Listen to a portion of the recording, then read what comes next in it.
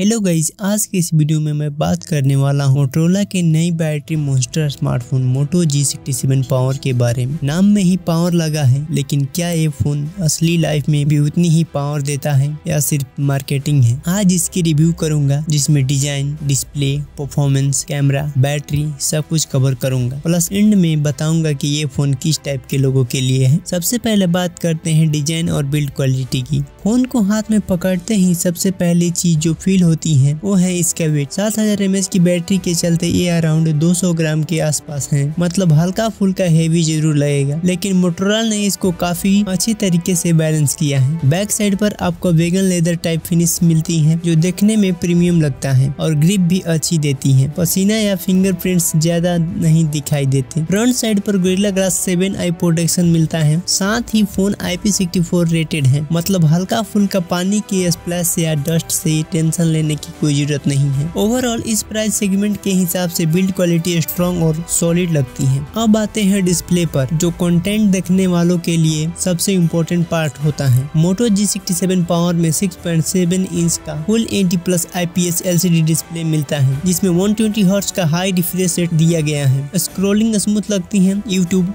Insta reel, normal UI सब काफी buttery feel होता है। ब्राइटनेस भी ठीक ठाक है। 1000 निट्स की पिक ब्राइटनेस है, तो आउटडोर में भी आपको विजिबिलिटी का इशू ज्यादा नहीं आएगा। इसमें India 10+ सपोर्ट भी दिया गया है, तो नेटफ्लिक्स, यूट्यूब जैसे प्लेटफॉर्म पे कॉम्पेटिबिलिटी कंटेंट देखोगे तो कलर्स थोड़े पंची और कॉन्ट्रास्टी लगेंगे। एमुलेट नहीं है, लेकिन IPS डिस्प्ले के हिसाब से काफी डिसेंट और बैलेंस्ड आउटपुट देता है। अब परफॉर्मेंस की बात करते हैं। इस फोन में क्वालकॉम का स्नैपड्रैगन 7S Gen 2 प्रोसेसर लगाया गया है, जो 4nm पर बेस्ड है। साथ में आपको 8GB रैम मिलती है और वर्चुअल रैम मिलाकर अराउंड 16GB तक का ऑप्शन दिया गया है। Day to day use WhatsApp, YouTube, Instagram, multitasking सब कुछ स्मूथ चलता है, कोई खास लैग फील नहीं होता। गेम्स की बात करें तो BGMI, COD मोबाइल जैसे गेम्स आप मीडियम टू हाई सेटिंग पर कंफर्टेबली खेल सकते हो। हार्ड कोर कॉम्पिटिटिव गेमिंग के लिए ये परफेक्ट नहीं है, लेकिन कैजुअल से ऊपर लेवल तक आपको प्रॉब्लम नहीं आएगी। हीटिंग नॉर्मल है, ज्यादा गर्म होने का इशू नहीं होता है जब तक आप कंटिन्यूअस हेवी गेमिंग ना करो। सॉफ्टवेयर साइड पर Android 15 मिलता है। मोटोरोला के hello UI newer stock Android experience के साथ आता है। क्लीन UI है, ब्लोटवेयर कम मिलते हैं। मोटो गेस्चर जैसे फीचर्स हैं, जैसा कि सेक करने पर फ्लैश लाइट जलता है, डबल ट्विस्ट से कैमरा ऑन हो जाता है, सब यहाँ भी मिल जाता है। कंपनी ने एक मेजर एंड्रॉइड अपडेट दिया है और 3 साल की सिक्योरिटी अपडेट की प्रॉमिस करती है, जो इस प्राइस रेंज में ठीक ठाक है।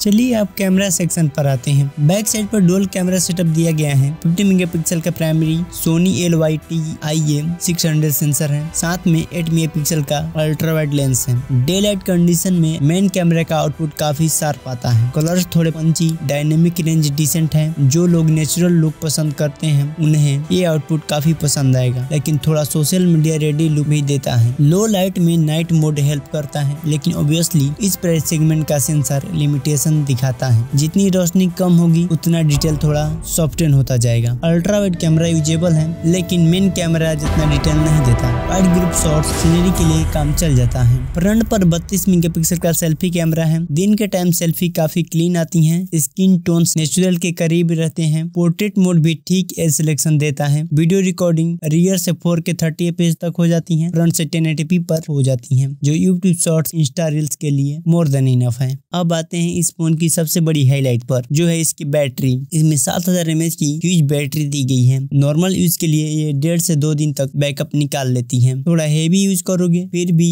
एक फुल डे आराम से निकल जाता है, जिसमें कॉलिंग, सोशल मीडिया, यूट्यूब, थोड़ा कैमरा यूज इंक्लूडिंग है। 30 वॉट वायर्ड चार्जिंग है, जो आजकल के स्टैंडर्ड के हिसाब से एवरेज है। ना स्लो ना ही क्रेजी फास्ट। 0 से 100% तक जाने में अप्रोक्स 1.5 से 2 घंटे के बीच का टाइम लगता है। कुछ ईयरली यूजर रिव्यू में मेंशन है कि बैटरी ड्रेनेज भी कभी कभी 5000 mAh जैसी फील होता है, यानी ऑप्टिमाइजेशन हर सिनेरियो में परफेक्ट नहीं लगता, लेकिन ओवरऑल बैकअप फिर भी इस सेगमेंट में स्ट्रॉन्ग काउंट होता है। बाकी छोटी मोटी चीजों की भी बात कर लेते हैं। 5G बैंड काफी अच्छे दिए गए हैं। इंडिया के मेजर ऑपरेटर के 5G पर ये फोन कंफर्टेबली काम करेगा। Dual studio speaker Dolby Atmos के साथ आते हैं, तो मीडिया कंजप्शन का एक्सपीरियंस काफी मजेदार हो जाता है। यूट्यूब, मूवी, गेम सब में साउंड लाउड और क्लियर आता है। और हाँ, 3.5mm हेडफोन जैक भी दिया गया है, जो बहुत लोगों के लिए प्लस पॉइंट है। साइड माउंटेड फिंगरप्रिंट फास्ट है। फेस अनलॉक भी ठीक ठाक काम करता है। अब सबसे इम्पोर्टेंट सवाल, ये फोन लेना चाहिए या नहीं। इंडिया में मोटो G67 पावर का प्राइस अराउंड 15 से 16 हजार के रेंज से शुरू होता है, जहां आपको 8 GB रैम और 128 GB स्टोरेज मिलती है। ये प्राइस सेगमेंट में आपको बड़ी battery, decent performance, clean UI, Sony sensor वाला कैमरा और रश्ड बिल्ड के साथ मिलता है, जो इसको वैल्यू फॉर मनी ऑप्शन बना देता है, स्पेशली उन लोगों के लिए जो दिन भर चार्जिंग के चक्कर से परेशान रहते हैं। तो दोस्तों, मोटो G67 पावर के साथ सीन कुछ ऐसा है। अगर आपको एक ऐसा फोन चाहिए जिसमें बैटरी बैकअप जबरदस्त हो, casual gaming, social media, YouTube सब आराम से चले, कैमरा दिन के टाइम अच्छा परफॉर्मेंस करे और आपको क्लीन स्टॉक टाइप एंड्रॉइड पसंद है, तो ये फोन डेफिनेटली कंसीडर कर सकते हैं। हाँ, अगर आपको सुपर एमोलेड डिस्प्ले, 65 से 80 वाट अल्ट्रा फास्ट चार्जिंग या कैमरा में फ्लैगशिप लेवल की परफॉर्मेंस चाहिए, तो फिर आपको थोड़ा बजट बढ़ाकर दूसरा ऑप्शन देखने पड़ेंगे। लेकिन 15 से 16 हजार के ब्रैकेट में मोटो G67 पावर एक बैलेंस्ड ऑलराउंडर लगता है, जिसमें सबसे बड़ा सेलिंग पॉइंट है इसका 7000 mAh की